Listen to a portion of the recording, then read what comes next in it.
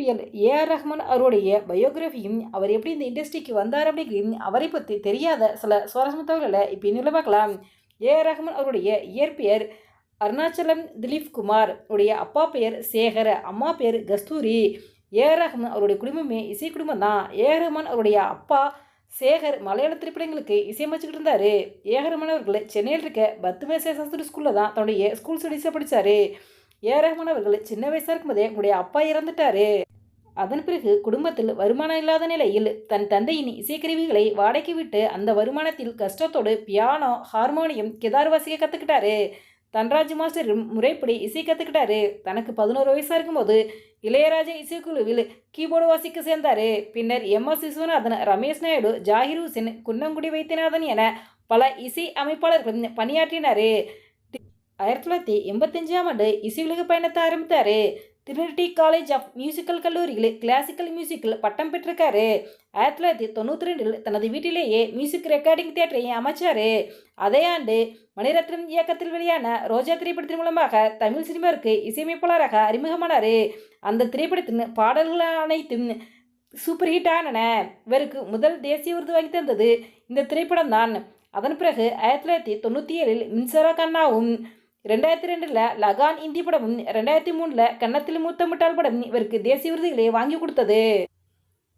AR Rahman அவர்கள் boost, Asian paints, Airtel, Leo coffee என 300க்கும் மேற்பட்ட விளம்பரங்களுக்கும் இசையமைச்சிருக்காரு. ஏஆர் ரஹ்மான் அவர்களுக்கு 20 வயதாக இருக்கும்போதே அவங்களுடைய அக்காவுக்கு திடீரென உடல்நிலை சரியில்லாமல் போச்சு. அப்போ ஒரு முஸ்லீம் நண்பரின் ஆலோசனைப்படி மசூதிக்கு சென்றதுனால அவங்களுடைய அக்கா குணமடைஞ்சிட்டாங்க. அதனால் ஏஆர் ரஹ்மான் அவருடைய குடும்பமே இஸ்லாத்துக்கு மாறியது. ஏஆர் ரஹ்மான் அவர்கள் திலீப் குமார் அப்படிங்கிறத ஏஆர் ரஹ்மான் என மாற்றிக்கிட்டாரு. அவங்க அம்மா கரீமா அப்படின்னும், அவங்களுடைய அக்கா பேர் ரைஹானா அப்படின்னும், அவங்க தங்கச்சி இர்ஷாத் ஃபாத்திமா என ஒட்டுமொத்த குடும்பம் இஸ்லாத்துக்கு மாறிட்டாங்க. அவங்களுடைய அக்கா ரெஹானா அவர்கள் ஜிவி பிரகாஷனுடைய அம்மா தான்.